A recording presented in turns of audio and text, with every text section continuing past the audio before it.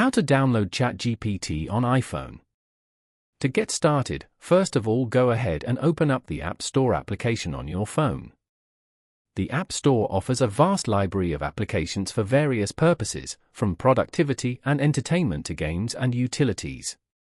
Once you're here, tap on the Search tab located at the bottom right corner of the screen. In the search bar at the top, type in ChatGPT. From the search results, locate and tap on the official ChatGPT app developed by OpenAI. Tap on the cloud icon next to the app to begin the download. Wait for the download to complete, and the icon will change to an Open button. Tap Open to launch the application. On the Welcome screen, tap the Continue button at the bottom to proceed. Following these steps, you can easily download ChatGPT on an iPhone. Thank you for watching. Please leave a like if this tutorial helped you, or leave a comment below if you have any questions related to the video.